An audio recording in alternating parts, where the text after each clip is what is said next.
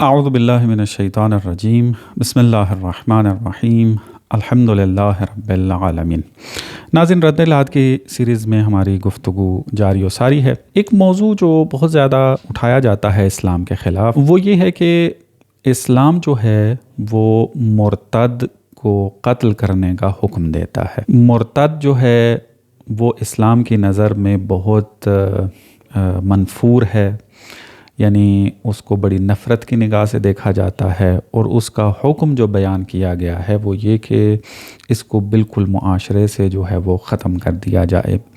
تو مسئلہ ارتداد کہ ایک انسان جو ہے وہ اپنے مذہب کو بدل دے، مثلا دین اسلام پر تھا، اب وہ دین اسلام سے اپنے آپ کو تبدیل کر کے کسی اور مذہب کی طرف چلا جاتا ہے، اس کو دین اسلام کے اندر جس ٹرم سے یاد کیا جاتا ہے وہ ہے ارتداد، کہ یہ مرتد ہو گیا ہے۔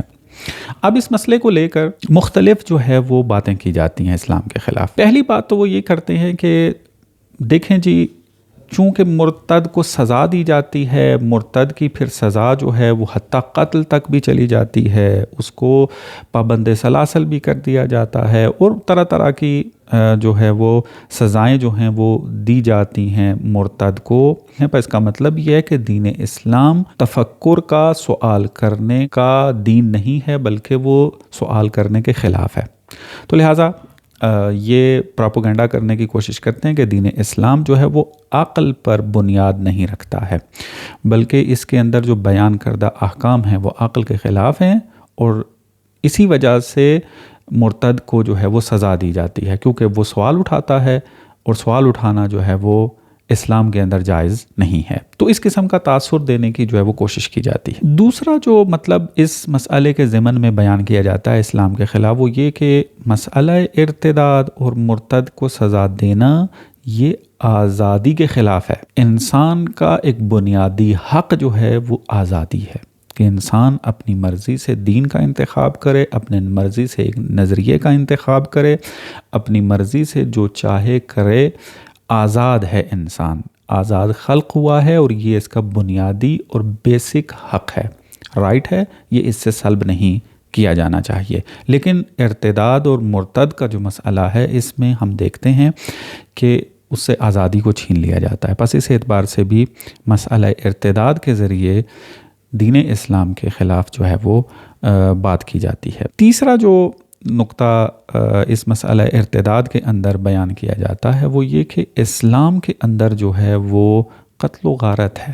آپ دیکھیں مسئلہ ارتداد میں بھی مرتد کی سزا جو ہے وہ سزائے موت ہے۔ یہ اسلام اسی طرح کا دین ہے، اس کے احکام جو ہیں نا وہ پھانسی کے ہیں، سرطن سے جدا کے ہیں، یعنی مد مقابل کی رائے کو قبول نہیں کرتا ہے دین اسلام، لہٰذا قتل کا حکم دے دیتا ہے۔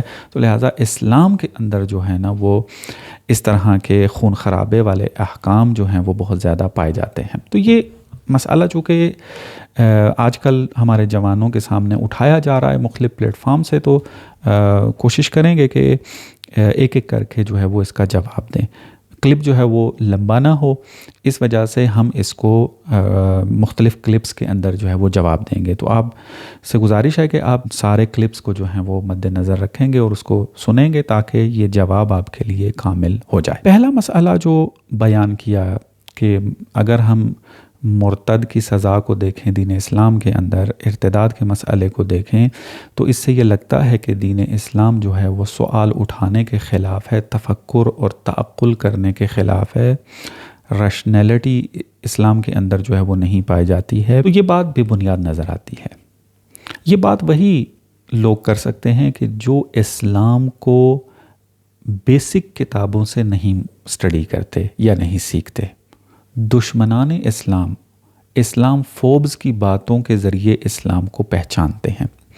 تو لہٰذا چونکہ خود جا کر قرآن کی تلاوت نہیں کی ہے، اس کی سٹڈی نہیں کی ہے، خود جا کر روایات کا مطالعہ نہیں کیا ہے، تو لہٰذا انسان جو ہے وہ اس غلط فہمی کا شکار ہو جاتا ہے، اس پراپوگنڈے میں آ کر پھر اسلام کے خلاف بات کرنے لگ جاتا ہے۔ آپ اگر قرآن کے اندر جا کر تدبر و تفکر سادہ سا بھی کر لیں، بہت زیادہ گہرائی میں جانے کی ضرورت نہیں ہے، تو جگہ جگہ پر انسان کو جو ہے وہ فکر، تعقل، تفکر کی دعوت دی جا رہی ہے۔ مثلا آپ اس طرح کی تعبیریں بہت زیادہ آیات میں دیکھیں گے۔ بعض جگہ کہا گیا افلا تتفکرون، کیوں یہ فکر نہیں کرتے؟ لعلکم تتفکرون، شاید یہ فکر کریں اور فکر کرنے والے بن جائیں۔ افلا تعقلون، تعقل کیوں نہیں کرتے، اپنی عقل کو استعمال کیوں نہیں کرتے؟ اسی طریقے سے لعلکم تعقلون، شاید کہ تم عقل والے بن جاؤ، اپنی عقل کو استعمال کرنے لگ جاؤ، تدبر و تفکر کرو۔ افلا یتدبرون، اس طرح کی تعبیر بھی جو ہے وہ آئی ہے متعدد آیات میں، جہاں پر توحید کی بات ہوئی ہے، جہاں پر معاد قیامت کی بات ہوئی ہے، جہاں پر نبوت کی بات ہوئی ہے۔ تو ایک حقیقت کو بیان کرنے کے بعد قرآن جو ہے پھر اس طریقے سے تعبیریں استعمال کرتا ہے، یعنی خود پڑھنے والے کو تفکر کی دعوت دے رہا ہے، اور یہ کہہ رہا ہے کہ تم کیوں فکر نہیں کرتے، تم کیوں تدبر نہیں کرتے ہو۔ یہ والی باتیں توحید کی، معاد کی، خدا کے وجود کی، اتنی باتیں واضح ہیں کہ اگر تدبر و تفکر کرنے لگ جاؤ، جستجو کرنے لگ جاؤ تو جواب بہترین مل جائیں گے۔ لیکن چونکہ آپ فکر سے کام نہیں لے رہے، عقل سے کام نہیں لے رہے، لہٰذا یہ چیزیں آپ کو عجیب لگ رہی ہیں۔ تو بس آپ نے دیکھا کہ قرآن میں تفکر کی دعوت دی جا رہی ہے، روکا نہیں جا رہا۔ اگر آپ نے کسی محلے کے اندر ایک تجربہ کیا کہ ایک پیش نماز ہے، ایک عام سا مولوی ہے، اس سے اگر آپ نے اسلام کے اوپر اٹھنے والے بعض سوالات پوچھے اور انہوں نے جواب دینے کی بجائے سخت رویہ اختیار کیا یا منع کیا کہ اس قسم کے سوالات نہ کریں، بعض اوقات والدین بھی جو ہیں وہ چونکہ جواب نہیں دے پاتے، ان کے پاس جواب نہیں ہوتا، دین کی گہری تعلیم ان کے پاس نہیں ہوتی، تو لہٰذا وہ روکتے ہیں کہ اس طرح کے سوال نہ کریں۔ تو اب اس کو بہانہ بنا کر خود اسلام کے خلاف یہ پروپیگنڈا کرنا یا اس میں شامل ہو جانا کہ اسلام ہی سوال کرنے سے روکتا ہے، یہ بات غلط ہے، کسی بھی طریقے سے درست نہیں ہے۔ اسی طریقے سے مثلا آپ دیکھیں قرآن کے اندر جو ہے وہ دعوت دی جا رہی ہے سوال کرنے کی۔ مثلا کہا جا رہا ہے کہ فَاسْأَلُوا أَهْلَ الذِّكْرِ إِن كُنتُمْ لَا تَعْلَمُونَ، کہ اہل ذکر سے جو جانتے ہیں، جو عالم ہیں، ان سے پوچھو، ان کنتم لا تعلمون، اگر آپ نہیں جانتے، یعنی اگر آپ جاہل ہیں تو سوال کرو آپ، یعنی فَاسْأَلُوا أَهْلَ الذِّكْرِ، سوال کا حکم دیا جا رہا ہے۔ اس طرح کے مضمون کی آیات آپ کو اور بھی ملیں گے۔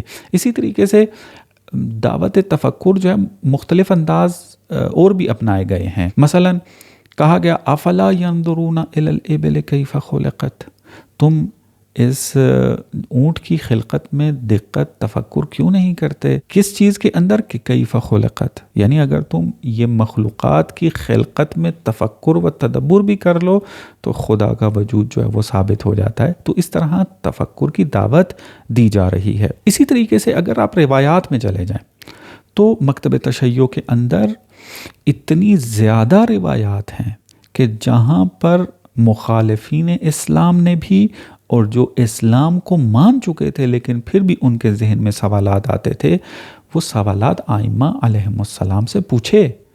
مثلا آپ اگر کتاب جو ہماری معتبر ترین کتاب شمار ہوتی ہے الکافی کے نام سے، کہ اس کی 2 جلدیں اصول الکافی کے نام سے معروف ہیں، اس کے اندر عقائد کی بحث ہے، وہاں پر ایک پورا توحید کا باب موجود ہے کہ جہاں پر خدا پر اٹھنے والے سوالات کے ائمہ نے جو جواب دی ہیں وہ روایات موجود ہیں، حتیٰ بعض مناظرے ذکر ہوئے ہیں۔ بہت ساری کتابیں ہماری، مثلا کتاب التوحید شیخ صدوق علیہ رحمہ کی کتاب، وہاں پر متعدد مناظرے ہیں کہ جو ملحد لوگ تھے انہوں نے ائمہ علیہم السلام سے مناظرے کیے۔ اسی طریقے سے یہی اصول کافی کی کتاب التوحید کو مطالعہ کریں، یہاں پر جو ہے مناظرے ذکر ہوئے ہیں۔ اسی طریقے سے آپ اگر الاحتجاج کے نام سے ایک کتاب آغا طبرسی کی کتاب ہے، اس کو اگر آپ اسٹڈی کریں جا کر تو وہاں پر توحید کے اوپر مناظرے موجود ہیں۔ تو ائمہ علیہم السلام نے کبھی بھی نہیں روکا کہ خبردار آپ کو حق نہیں ہے دین اسلام پر سوال اٹھانے کا، جو سوال اٹھا رہا ہے وہ بالکل عقل سے پیدل ہے، اس کو پکڑ لو، اس کو جیل میں ڈال دو۔ نہیں، خانہ کعبہ کے اندر بیٹھ کر ملحدین کے سوالوں کا جواب دے رہے ہیں۔ امام صادق علیہ السلام ہمارے چھٹے امام، اپنے زمانے کے اندر ایک بڑا نامور ملحد پایا جاتا تھا، ابن ابی الاوجاع۔ ابن ابی الاوجاع جو ہے، اس نے بہت زیادہ مناظرے امام صادق علیہ السلام سے کیے، اور امام نے بڑی خوبصورتی کے ساتھ بہت ہی زیادہ عقلی بنیادوں پر جو ہے مطالب بیان کیے ہیں۔ یعنی انسان اگر ان مطالب کو آج بھی مطالعہ کرتا ہے، اسٹڈی کرتا ہے، تو آج کے ملحدین کے بھی وہ جواب بنتے ہیں۔ ہم لوگ جتنے بھی ڈیبیٹس کرتے ہیں، جتنے بھی لائیو پروگرام کرتے ہیں، جو بھی ہم سے سوال کیے جاتے ہیں، ہم ائمہ علیہم السلام کے دیے ہوئے جوابوں ہی سے استفادہ کر رہے ہوتے ہیں۔ تو بس اگر ہم احادیث میں بھی جا کر دیکھتے ہیں، سیرت پیغمبر اور سیرت معصومین کے اندر بھی اگر جا کر اسٹڈی کرتے ہیں، تو ہمیں نظر آتا ہے کہ کہیں پر بھی سوال کرنے سے نہیں روکا گیا، سوال کرنے کو اچھا ہی شمار کیا گیا، اور جس نے سوال کیا اس کا جواب بھی دیا جاتا ہے۔ ہم علماء کی طرف آ جاتے ہیں۔ مکتب تشیع کے اندر اگر آپ کلامی کتابوں کو مطالعہ کرنے لگیں، تو اس کے ابتدائی چیپٹر کے اندر ہی ایک بحث موجود ہے، وہ یہ کہ عقائد کے اندر، اصول دین کے اندر آیا تقلید جائز ہے یا جائز نہیں ہے۔ تقلید تو آپ کے لیے واضح ہے کہ کسی کی بات کو مان لینا، کہ جس پر آپ اعتماد کرتے ہیں، آپ اس کی بات پر جو ہے وہ اعتماد کرتے ہوئے اس پر عمل کریں، اس کو تقلید کہتے ہیں۔ جیسے آپ ڈاکٹر پر اعتماد کرتے ہیں، اس کے نسخے پر عمل کرتے ہیں، آپ یہاں پہ ڈاکٹر کی تقلید کر رہے ہیں۔ یہ تقلید جو ہے کبھی بری ہوتی ہے، یعنی اندھی تقلید جسے کہتے ہیں، اور بعض اوقات تقلید جو ہے وہ صحیح ہوتی ہے کہ آپ نے با اعتماد بندے کی تلاش کی اور پھر اس کی بات پر اعتماد کیا۔ یعنی آپ ایک ماہر ڈاکٹر کو پہلے تلاشتے ہیں، اور جب آپ کو یقین ہو جاتا ہے کہ یہ اپنی فیلڈ کا ماہر ہے، تو آپ اس کی باتوں پر من و ان عمل کرتے ہیں۔ اب یہ تقلید کیا ہے؟ یہ اندھی تقلید نہیں ہے، بلکہ یہ بہترین تقلید ہے، اور اسی پر ہماری زندگی چل رہی ہے، اور اسی وجہ سے ہم معاشرے کو بہترین انداز میں لے کر اس میں زندگی گزار رہے ہیں۔ تو یہ جو صحیح تقلید ہے، اصول دین کے اندر یہ بحث موجود ہے کہ آیا یہ جو صحیح تقلید ہے، یہ اصول دین میں آپ کر سکتے ہیں؟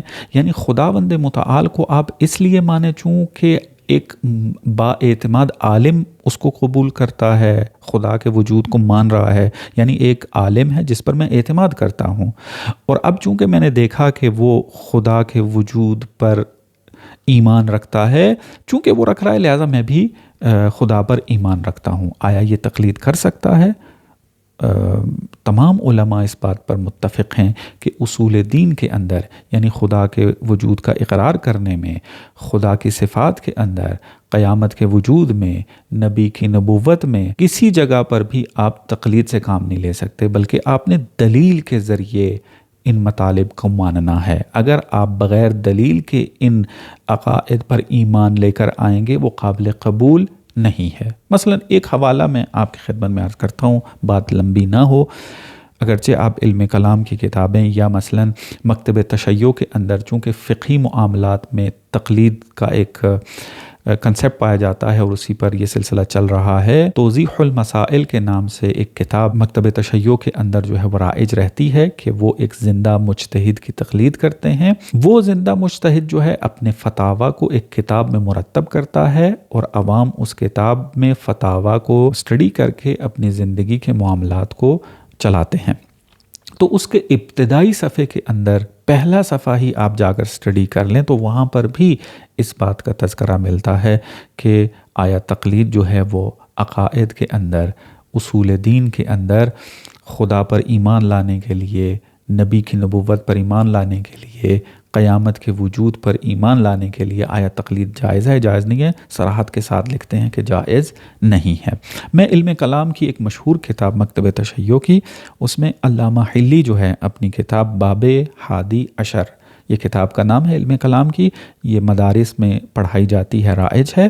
اس کے اندر اس طریقے سے ارشاد فرماتے ہیں کہ الباب الحادی عشر فیما یجب علی عامۃ المکلفین من معرفت اصول الدین، کہ یہ جو 11واں باب ہے، یہ ان مطالب میں ہے کہ جو تمام مکلفین، یعنی تمام انسانوں کے اوپر کے جو مکلف ہیں، ان کے اوپر واجب ہے اصول دین کی معرفت حاصل کرنا۔ یہ معرفت حاصل کرنا کیا ہے؟ واجب ہے۔ اجمع العلماء کافتاً علی وجوب معرفت اللہ و صفاتہ الثبوتیۃ و سلبیہ، کہ تمام علماء کا اس بات پر اجماع اور اتفاق پایا جاتا ہے کہ اللہ کی معرفت حاصل کرنا، اس کی صفات ثبوتیہ اور صفات سلبیہ، یعنی اس کی جو صفات ہیں اس کے اوپر ایمان رکھنا، اس کی معرفت حاصل کرنا، یہ واجب ہے۔ اسی طریقے سے نبوت، امامت، معاد، اس کے اوپر ایمان اور معرفت رکھنا جو ہے یہ واجب ہے ہر مکلف کے اوپر، بالدلیل لا بالتقلید، کہ یہ دلیل کے ذریعے جو ہے وہ واجب ہے، نہ کہ تقلید کے ذریعے۔ اب یہاں دیکھیں واضح طور پر جو ہے وہ اس بات کا امر دیا جا رہا ہے کہ اصول دین بغیر دلیل کے آپ اس پر ایمان نہیں لا سکتے۔ تو ظاہر سی بات ہے انسان جب تحقیق کے میدان میں اترے گا، جب دلیل تلاشے گا، تو بہت سارے سوال ذہن میں آئیں گے، ان سوالوں کا جواب بھی وہ پوچھنے کے لیے سوالات پوچھے گا۔ تو لہٰذا دین اسلام کسی بھی طریقے سے ہمیں سوال کا انکار کرتے ہوئے جو ہے وہ نظر نہیں آتا۔ اسلام جو ہے وہ کہیں پر بھی انسان کو سوال کرنے سے منع نہیں کر رہا ہے، بلکہ دین اسلام جو ہے وہ عقلانیت کا دین ہے، عقل پر بیس کرنے والے مطالب پر مشتمل دین ہے، اور کبھی بھی سوال کرنے سے انکار نہیں کرتا ہے۔ بس یہ ہو گیا مسئلہ ارتداد میں ایک پہلا مسئلہ، کہ ارتداد کے مسئلے کو لے کر یہ پراپوگنڈا کرنا کہ اسلام جو ہے وہ تفکر کی دعوت نہیں دیتا بلکہ تفکر سے روکتا ہے، سوال کرنے کی طرف دعوت نہیں دیتا بلکہ سوال کرنے سے روکتا ہے۔ مسئلہ ارتداد سے ہمیں یہ بات سمجھ میں آئی ہے، اس کا جواب واضح ہو گیا کہ یہ پروپیگنڈا ہے، یہ دین سے ناآشنائی ہے، سیرت سے ناآشنائی ہے، حدیثوں سے ناآشنائی کی وجہ سے، جہالت کی وجہ سے۔ اگر انسان جو ہے وہ علماء کی کتابوں کو، احادیث کی کتابوں کو اور قرآن کی اگر تلاوت کرے تو اس کو یہ واضح طور پہ پتہ چل جائے گا کہ دین اسلام کسی بھی طریقے سے سوال سے منع نہیں کرتا ہے۔ اب پھر آپ کے ذہن میں سوال یہ رہے گا پھر مرتد کے بارے میں سزا کیوں موجود ہے؟ تو عرض کیا تھا آپ کو کہ یہ مطلب چونکہ طولانی ہے، اس کو ہم چند کلپس میں جو ہے وہ جواب دیں گے۔ جب آخری مطلب ہمارا پہنچے گا وہاں پر یہ مطلب واضح ہو جائے گا کہ مرتد سے ہماری مراد کیا ہے اور کس مرتد کے لیے جو ہے وہ سزا معین کی گئی ہے۔ آیا سوال اٹھانے والا مرتد شمار ہوتا ہے یا نہیں ہوتا؟ مختصر یہ کہ سوال اٹھانے والا مرتد نہیں ہے، بس اس کے اوپر سزا بھی ارتداد والی نہیں ہے۔ تو اس کی تعریف کیا ہے کہ انشاءاللہ بعد میں اس کے اوپر گفتگو ہوگی۔ وصلی اللہ علی محمد و آل محمد۔